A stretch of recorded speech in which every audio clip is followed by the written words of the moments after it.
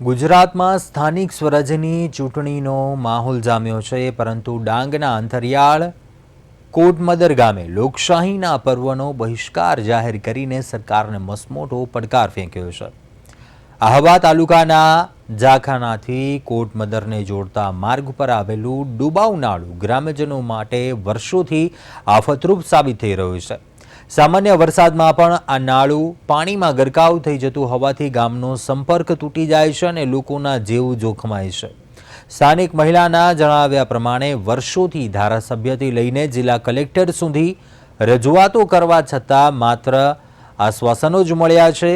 પુલ નહીં તો વોટ નહીંના મક્કમ નિર્ધાર સાથે આખું ગામ એકજૂટ થયું છે। જો સરકાર સૌનો સાથ સૌના વિકાસની વાતો કરતી હોય તો અંતરિયાળ વિસ્તારના આ પાયાના પ્રશ્નો કેમ ઉકેલાયા નથી તેવું સ્થાનિકો વાત કરી રહ્યા છે।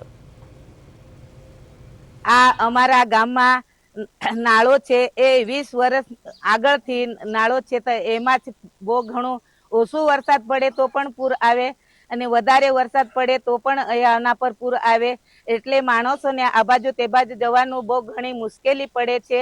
અને અમારા ગામના માણસો વધારે પ્રમાણમાં તો આ સાપુતારા બાજુ આ બાજુ તે બાજુ મંજૂરી કરવા જાય તો એ આવતી વખતે અટવાઈ જાય તો રાતના 8-8, 9-9 વાગી જાય તો પણ આ નાળા પર બેસી રહે છે।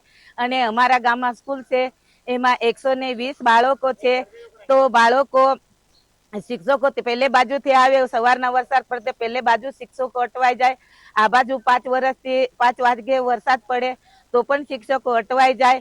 પણ અમે જ્યારે સરપંચમાં હતા ત્યારે પણ અમે રજૂઆતો કરેલી, એના પછી 10 વર્ષ પછી બી અમે રજૂઆતો કરતા રહ્યા છે। અને અમારા ગામમાં લગભગ કરીને બીજેપીને વોટ દર વર્ષે બહુમતી થાય છે, બીજેપી જ બહુમતી થાય છે અમારા ગામમાં વોટ। પણ આ દિવસ સુધી અમારી સરકાર, દિલ્હીમાં સરકાર, ગાંધીનગરમાં સરકાર, ડાંગમાં સરકાર, ગામમાં સરકાર, પણ અમને આજ સુધી દિવસ સુધી પુલનું નિર્માણ નથી થયું, રોડનું કામ નથી થયું।